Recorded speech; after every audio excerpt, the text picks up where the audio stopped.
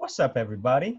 Welcome to another episode of Sup Podcast. I'm one of your hosts, Luke Trevisi. This is episode 117, 117, and I'm here with my boys. I got Chris Chaney to my left, What up? and then directly above me, we've got Lawrence Deloach. What's up? Here we go. Everybody's here, baby. How we doing today, boys? Doing great, buddy.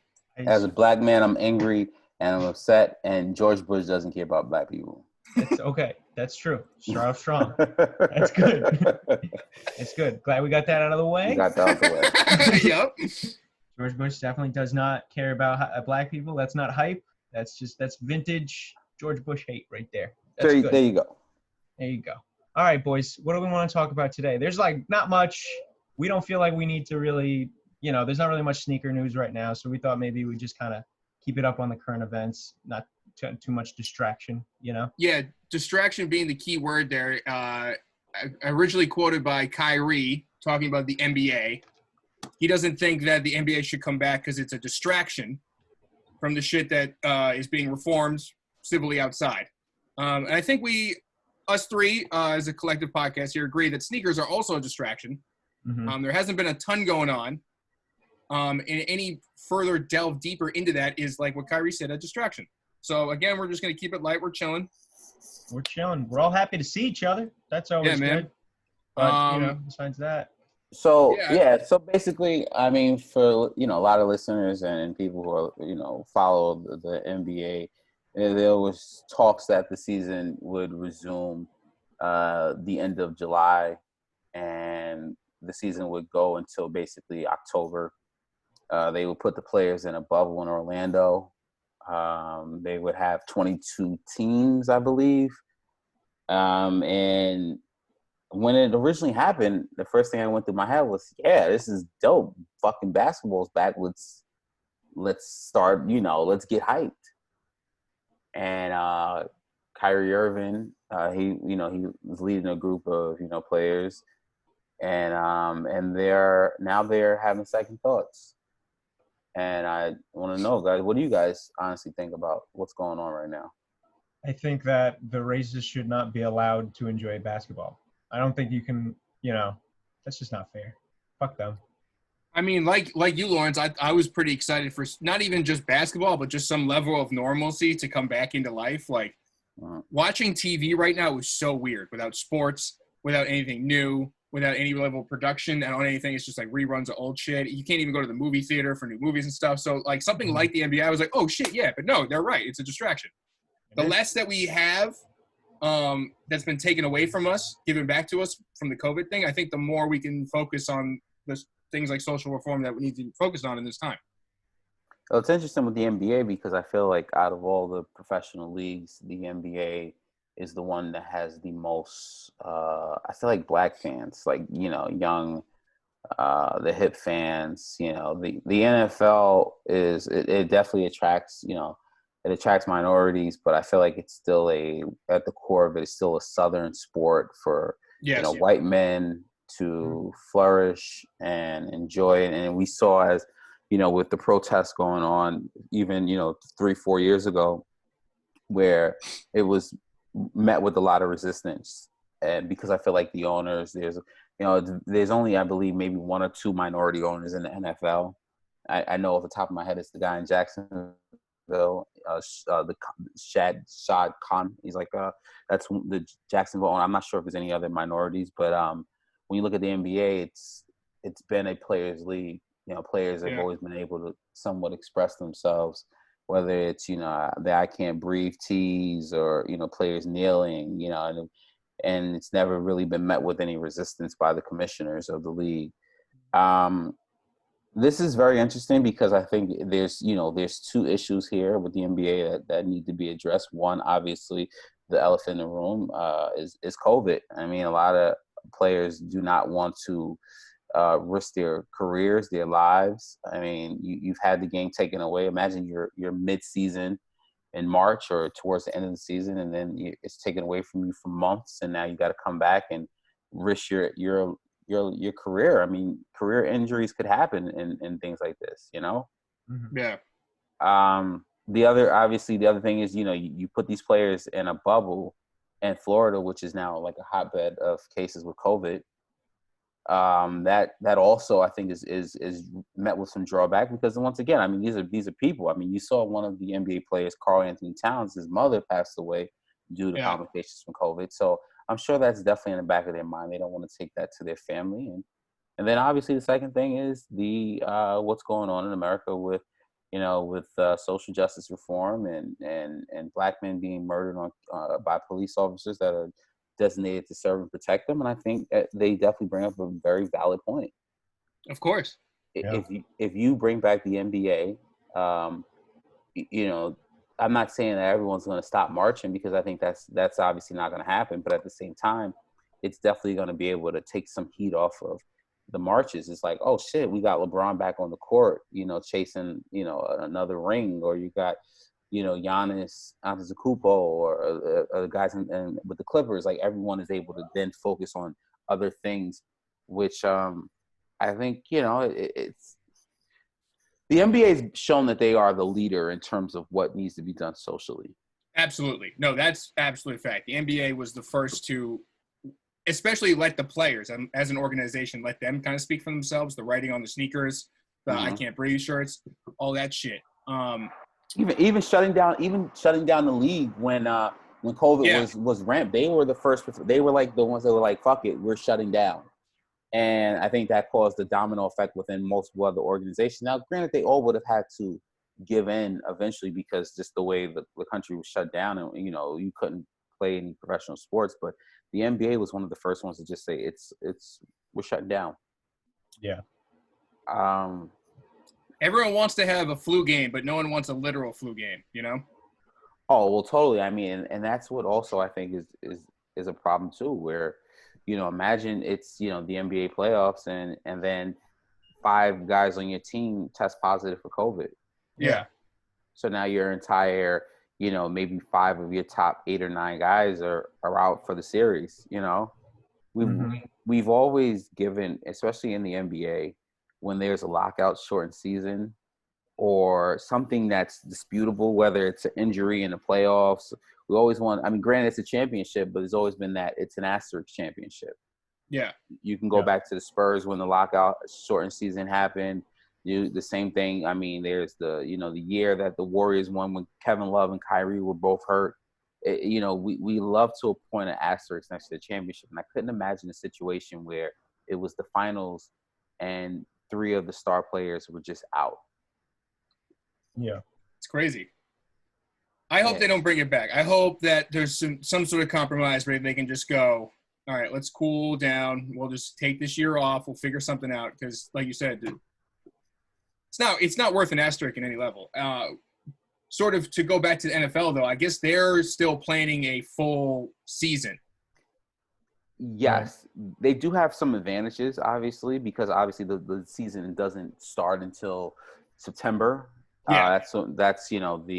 But also this is an owners league, so those owners are going to be like dance, and the players in the NFL don't have the same. They don't have the same. What's the best way to say it? They don't have the same pull as they don't have influence, the same, I guess. Yeah, they're not able to, because the NFL players are basically, their contracts are, it's a lot of unguaranteed, non-guaranteed money. With the NBA, it's like these guys they get paid more. Did you see that NFL video though of the players? Yes, I did, which was very powerful. I think a lot of it, and someone said this, and I 100% agree with them. I think the reason why the NFL was able to take such a hard stance was because basically their golden boy Patrick Mahomes was in that video. Yes, exactly. Yeah. That's exactly what I thought. Because without Mahomes, it's a quarterback thing, which sucks. Because there's not many minority quarterbacks, and it's looked at as a white role, and it's looked at as the leader of the team. It's looked at a bunch of things, and Patrick Mahomes being, I don't want to say like the new Brady, but we'll say like the new focus, the new young potential star of the NFL quarterback regime, being black, that they wouldn't have donated that shit if Patrick Mahomes was not in that video. That's just my guess. I think at the end of the day, I think you have to look at, like, no one wants to be on the wrong side of this, if that makes sense. Yeah. So it's either you are with the movement or you are against it. And I think the NFL obviously realized, like, like the movement is a lot different than it was 4 years ago. It's either fuck you, Yeah. you're with us, or you're fuck you, you're not with us, or fuck you, you know what I mean? Just in general. Well, I shouldn't have said that, but fuck you, you're But not. yeah, no, we get what you're saying. Yeah. Yeah. But I feel like with Mahomes being a league MVP, a Super Bowl MVP, the face of the fucking friend, like this kid is a prodigy. They had to move a lot more swift than they probably would have. Mm-hmm. I mean, it is good. All right, so hey, let me ask you guys a question. At what level do you not respect the hashtag BLM? Because we know some of this shit is bullshit. Like, I respected the players making that video, but I almost didn't respect the NFL, like, donating any money because it's like, all right, so where were you for Kaepernick? This is getting ridiculous. Mm-hmm. You literally shut this dude out, and now because it's the thing to do, you're with it. Like, but you caused this whole thing. The NFL was with us from the beginning. We would not be in this crazy state. I definitely feel like it's it's definitely met with a lot of side eyes in terms of how the NFL definitely how they moved in regards to it now, because like you said, I mean, it was 2017, 2017 people, the NFL was like, if you kneel, we're gonna we're not gonna show it. Yeah. We're gonna fine you. So now, because like I said, no one wants to be on the wrong side of things. Yeah. It's a quick, swift. It's not that they don't want to be on the wrong side. It's not profitable to be on the wrong side. You know what I mean? Well, that's what I mean. When I say the wrong side, it's like you're on the wrong side. Now people are going to boycott you. Advertise dollars. Like it's a dollars thing. That's why you see it now with all these, you see all these racist videos.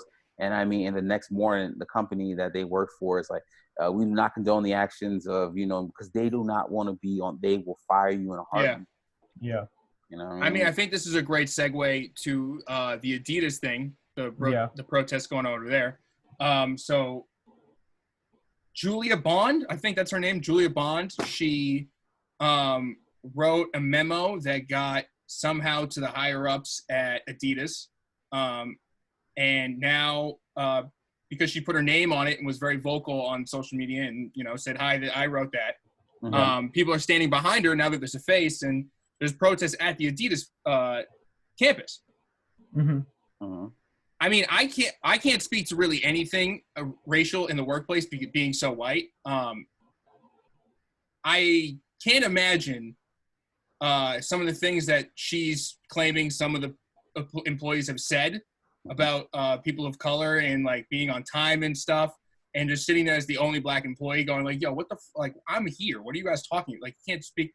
So it is cool to see action being took. I mean, again, I'm so white, I can't speak to really any of that truth to her power. But I mean, how did you guys feel? Do you guys feel differently about Adidas now, or do you feel any differently about some of these people speaking out? Do you guys have any thoughts?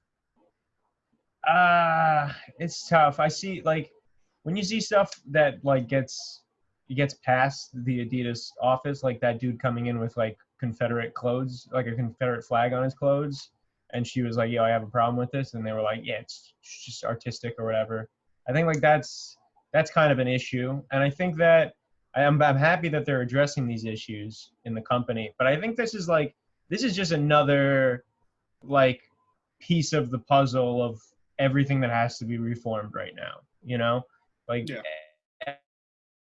everything, like in most of the jobs that I had growing up, there was always somebody making some jokes about race, it's always happens. And I feel like that's just like, I don't expect any different from the Adidas office. I don't expect anything from like, I want higher expectations for them, but like, it doesn't surprise me that this shit is happening. This is like a full countrywide reform that needs to go on,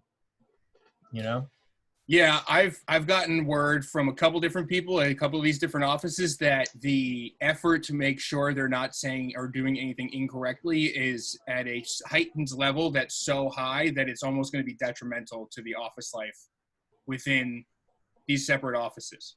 So, I mean, it's cool that Julia did that. I mean, Al, I don't know if you want to speak to anything about it, but I'm just happy that, someone put a face to the complaint and then she got backing. That's the main thing, is that people stepped up with her. Yes. Yeah, you see that at a lot of these a lot of these offices or these, these big corporations where there's so much racism that goes on, and a lot of the times it's met with a, oh, don't take it so serious, or or your complaints are swept under the rug.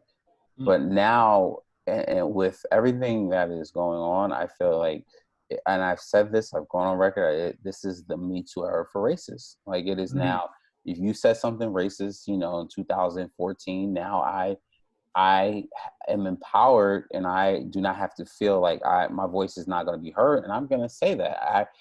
And I feel like that's a good thing, because at the end of the day, I mean, as I think there's not. I think every minority, Black, Asian, Latino, like, have experienced some form of racist behavior in their workplace.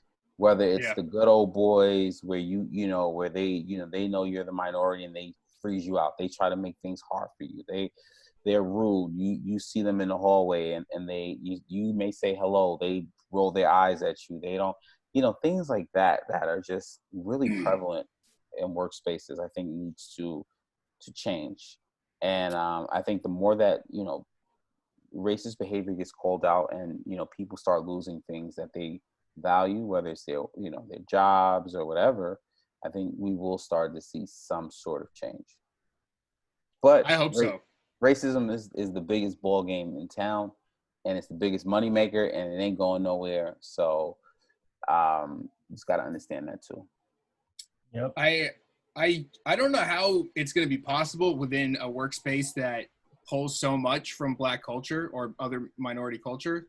Because, so Adidas, for example, is a German company. They're white as shit. They're as white as fucking BMW. You know what I mean? Like, they're Volkswagen white.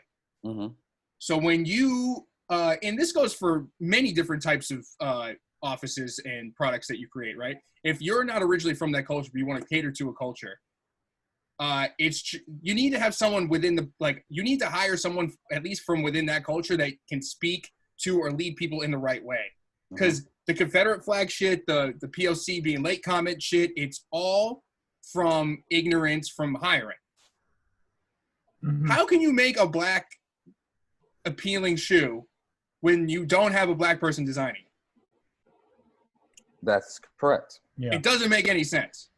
So, I mean, I think a lot of people are going to over compensate, which I'm cool with. Yeah, like, all right, so if you want to, I was reading Adidas is going to change their hiring structure, where they're going to put more minorities in job seats, which is cool. I mean, don't overdo it. You know what I mean? Don't do it in the wrong way. I hope they do it correctly, where you pick the best people, but you also fulfill quotas. Like, it's such a weird thing. You know what I mean? Because normally, like, when we're booking shows, we want to book the funniest people, right? Yeah. But then you have to have a diverse lineup. But I feel like a lot of times, and this honestly goes to say in terms of how America is set up, that minorities never have the opportunity to even get their foot in the door, if that makes sense. So a lot of the times they've never been set up to even be in those positions. Like, I just looked at NASCAR, where NASCAR made the whole decision to ban the Confederate and people lost their shit. And people lost. One guy retired and shit. But anyway. my biggest problem is you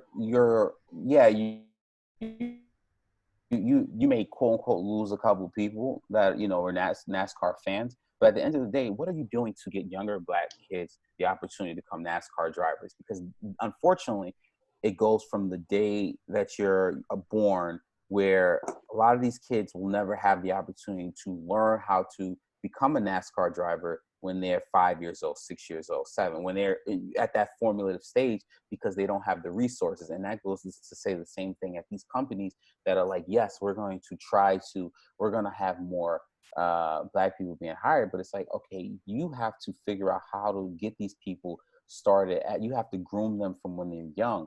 Yeah, that starts with the education. Yes, because I feel like a lot of white people have they've been groomed from the beginning to be in successful positions. The same thing, I can speak for it in terms of comedy. It's like when you look at a young white comic who is solid, but they still have things to work on, and they are groomed they are allowed to grow and be put in clubs, and they're given late night spots, and they're given all these spots to fuck up, and then they finally get somewhere. And then you look at a black comic who is young, who is solid, has room to grow. He is literally pushed to the side for these white comics to continue to grow. And then unfortunately that black comic does not get an opportunity until they are 40 years in the game. And then at that point it is too late. And I think that is what I'm trying to say in terms of Adidas, NASCAR, whoever. That's what I'm saying. So it's almost like you have to, unfortunately, black people have to go they have to be 15 steps beyond ahead of the game. They have to be so great that they're, after years of proving themselves, that then they're given these opportunities where white people are given these same opportunities, and they are given the opportunity to grow. And I think that's what kind of Adidas and all these other companies need to figure out how to focus on. It's getting these kids the opportunity. It's like tennis. Yeah. How many black kids do you really see playing tennis? Not many, because many don't have the opportunity. They don't have the financial freedom to train to be tennis players. And when they do, then they're put through the ringer, because like Serena and Venus were. It's like a head spinner. It really is. Yeah, because it's like, where do you start? Do you start with the jobs that are currently available, or do you set up for the future and just call this fucking this generation a wash, you know? Like, it's tough to make a decision on that. And I mean, getting jobs to minorities will help for now. Maybe we'll start to see this change in the future, but I think it all starts with the education. Hi, I'm running for president, by the way. Yeah, look for president. I mean, at least there is shining light on all this. Like, Nike's given June 19th, Juneteenth.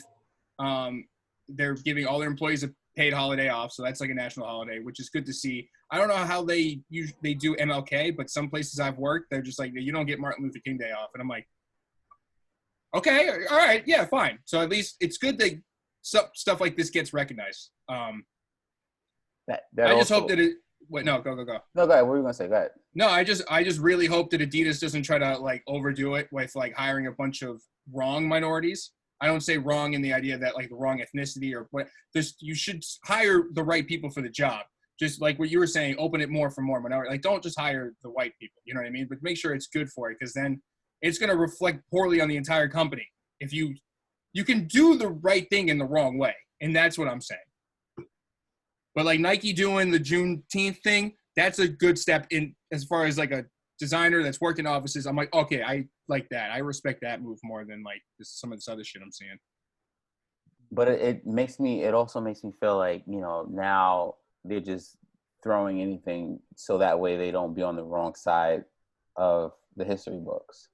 Because at the end of the day, like you said, Chris, is a perfect example. It's like, in my maybe 13 years of Martin Luther King days and being an adult to work, I've only had one Martin Luther King day off. The other ones, it's option if you got to take a rolling holiday, or or it's just a regular day.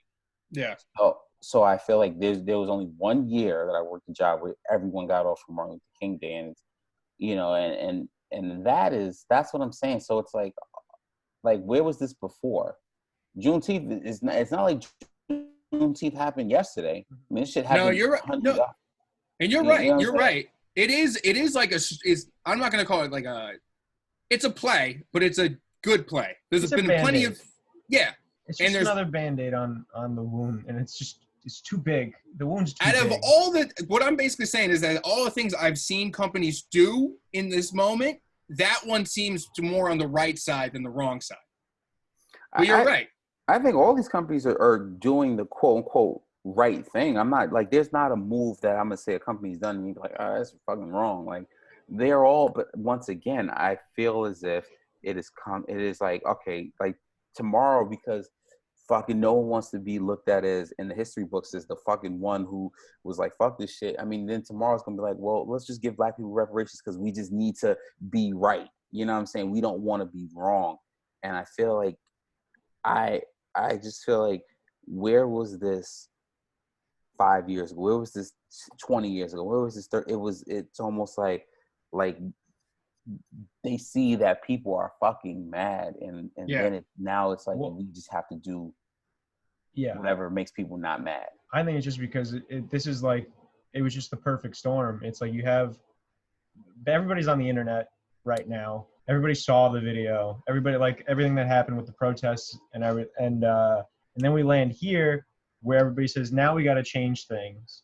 And the news cycle is starting to dwindle on all the events that are happening. Like, they're not going to be talking about it as much anymore. So now everybody's going to be starting to keep a track on these companies now, because, you know, there are people who are just figuring out racism's bad, you know? And I think that, like, it's right. It's terrible. Why is he laughing? Dude, like, what? Yeah, the fact that some people are going racism is bad now is bananas. But it's true. It's happening. It's like there's a lot of people that it's happening with right now, and that's because there's a collective consciousness with the internet. Like, Twitter gives voices to millions of people. It gives us eyes on everything that's happening in the cities, and the cities are retaliating and telling the people, we don't really care what you think, right? So now it's on these companies, because we can't do as much with the government as we can with our companies. We can stop giving the companies money. We can't stop giving the government money. Otherwise, they'll lock us in jail. Mm-hmm. So I think that all these companies are on pins and needles because they need to be. Everyone just needs to follow what Ben & Jerry's does. Whatever Ben & Jerry's does as a company, you'll just follow that stance. Yes. Because out of all the stances I saw, that shit was the craziest. It's just, no. Black lives matter, but not only that, we have to destroy everything, right? We have to dismantle this shit. Did you see they made a new flavor? What is it? No. Pecan Resist. No way. I'm not joking. Okay, hold on. Amazing. Bro, Ben & Jerry's are the GOAT. Oh, yeah. I did see these. Yo, Pecan Resist. Look at these. This looks good. Oh, dude. Yeah, I'm hyped. I don't even like ice cream. I'm about to buy a bunch of ice cream. I'm about to buy all the Ben & Jerry's too, man. I hate ice cream, but I started fucking with vegan ice cream. That shit is fucking good. Ooh, I heard that shit's pretty good. I eat the cashew milk joints, the Van Leeuwen's and the shit called So Delicious. They have like, it's fucking good. And yeah, dude, I'm it's like, real good. I'm not fucking with dairy like that anymore. I don't really like dairy, so I try to do the non-dairy. I think we're seeing the evolution of the kombucha reviews into vegan vegan ice cream reviews. Yo, honestly, I'm gonna keep it 100 with you, man. I've been wanting to do so many reviews, but it's just like, not right now. Can't drop anything right now. Yeah, because anything you would do, you'd have to like have this underlying thing of what's going on outside. Because other than that, people would be like, "Why is he just talking about kombucha right now?" Yeah. 0 out of 5 do dismantle the system. I know, right? That's everything gets zeros until racism is dead. But the Van Leeuwen's, and I was definitely gonna review some vegan ice cream. That's definitely next. Hell yeah. So that's the wave. What else is there? We got Chapelle special. Everybody saw Chapelle special. Yeah, everyone, if you haven't watched it, 8 minutes 43 seconds, 8:46. 8:46. If you haven't watched it yet, you should. It's not really a comedy special as much as it is a comedian being very smart, articulate, and with the strongest amount of presence I've ever seen. He's very good at weaving, I don't know, just like his personal experiences with like what's going on in the country right now, you know? Yeah. It was like, especially like the first 10 minutes were very strong comedically. And then once it started to like once you got settled in, you were like, I'm here for it, all of it, you know, at this point. Because it felt more of an experience than anything. Yeah. Dave Chappelle has shown to everyone that he is the master storyteller in terms of, like you said, being able to weave things in and out and being able to put some type of bow on things that is very is super unique. And and you felt like it literally felt like he was speaking for how Black people felt about everything that's going on. Yeah. And I loved it. It was great. Mm-hmm. For the audience who may not know, it seemed like that was him just trying to get some, trying to say it out loud in front of a crowd to see what would happen. Now that every joke takes time, we've all, you have a thought, you have to work to a thought to joke. I hope he takes this as a base that he's not willing to throw away because he put it out on YouTube. Because this, with jokes, is going to be the most amazing fucking thing. Yeah.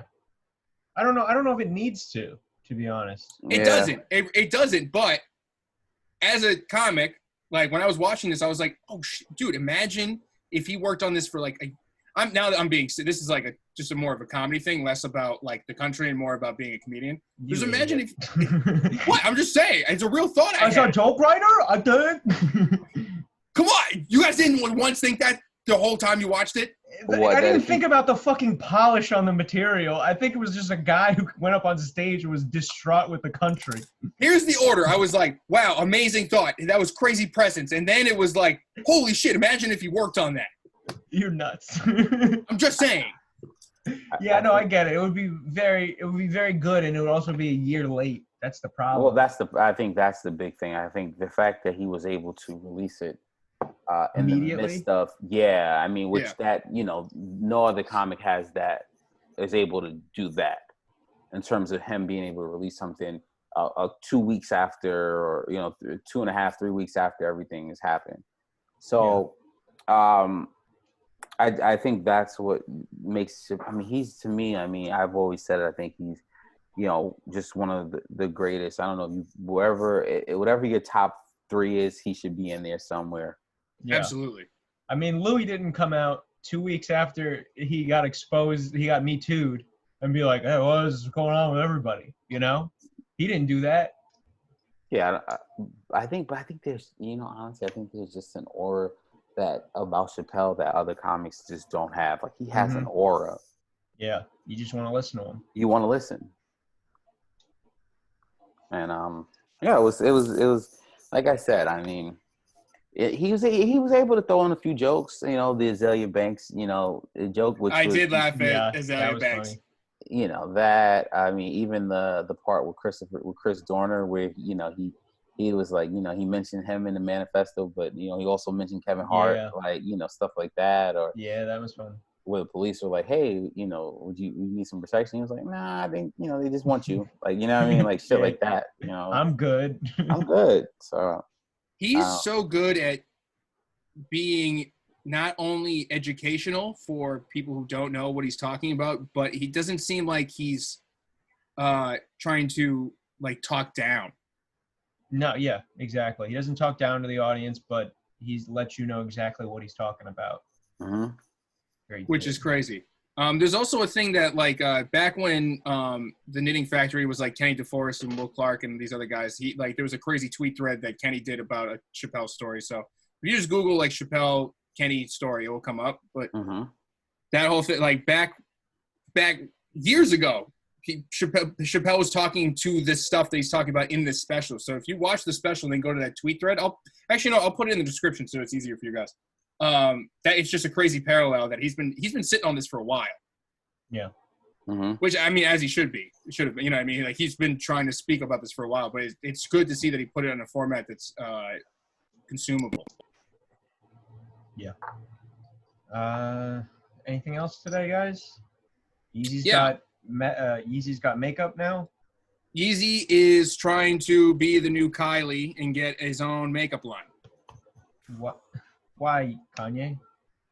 Because I feel like he wants to wear eyeliner, and now he's in a good excuse. Oh my God, what is going on with this guy? Stick to sneakers, man. I think you called it. You called it last week, Lawrence. You were like, let's not sing Kanye's praises just yet. Yeah, come on, man. He's always. But he's definitely trying to be at. Trying to get that money. It's hold on. So he filed documents to trademark Yeezy under various cosmetic products such as makeup, false eyelashes, facial masks, nail polish, moisturizers, bath gels, body oil, shaving cream, hair care products, and perfumes.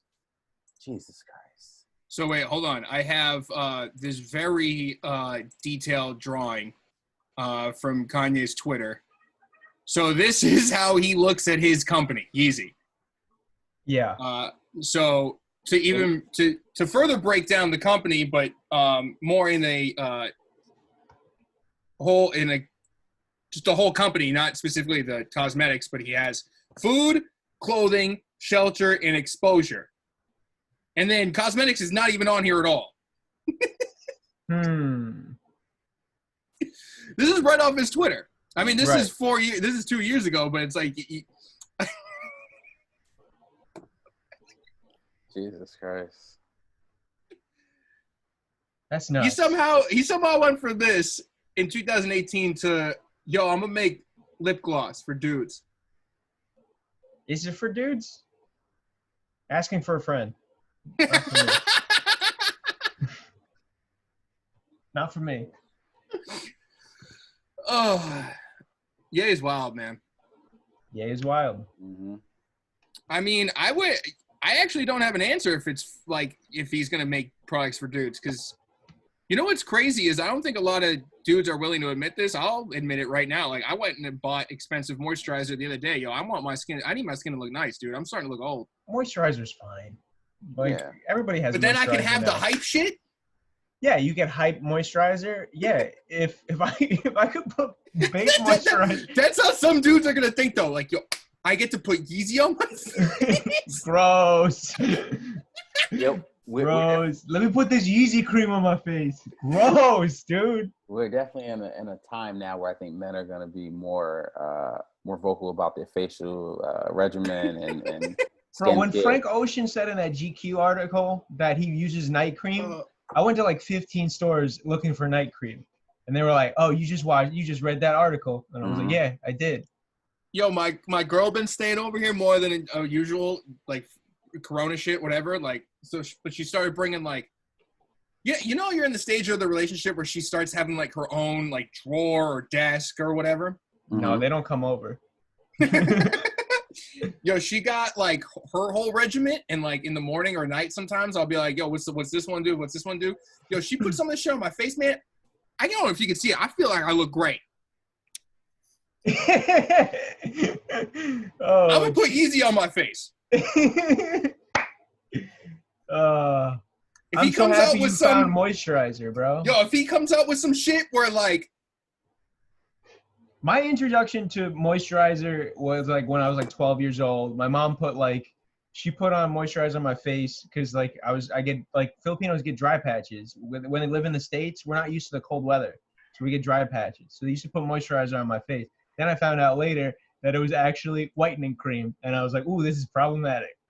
Oh, your mom's trying to Sammy Sosa you? Yeah, she was trying. Whoa! She was trying.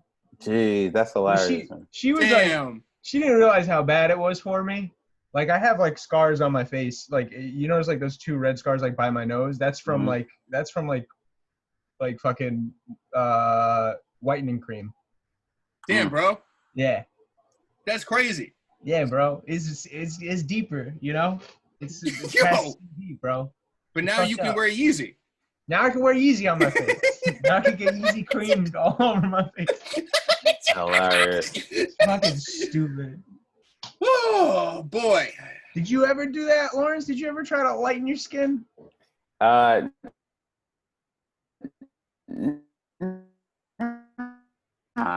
can't. I'm pretty. Good for you. Mm-mm.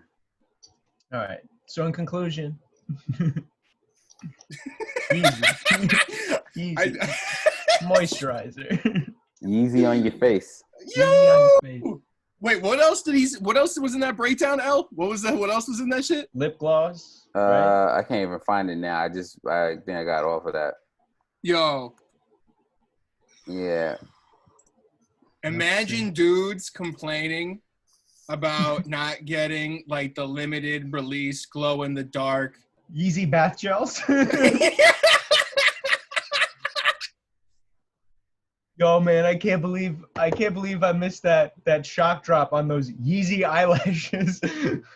Yo, I didn't get the one that was reflective, but I got the regular one though, so at least I came out with something. Jeez. Now the resale game is gonna hit the ladies' pockets. Oh, that's the dude. game now. That's hilarious. Oh man. Wait, I just had a thought. Ye hasn't really like collabs. He hasn't really like let other parties touch his shoes. Pause. Right? What do you mean? You mean like other designers? Yeah. So there hasn't been any triple labels of his shit, right? Like there's Adidas and Yeezy. That's like the collab quote, right? Mm-hmm. But it hasn't been any third parties touching his shoes, right? No, that's. I don't think too many designers really do that. It's not like. I mean, it's not like a off-white Nike. You know what I mean? Like bait. Like no, it's just usually. No. I mean, the Nike shit's a little different because they use like they usually use their own cast. Like they had that Serena off-white Nike. You know what I mean? But you're saying like you don't see anybody like they're not even using Adidas guys to make Yeezys. Not that I've seen with the Kanye stuff, but I was just thinking. So like he easily got that from Kylie, right?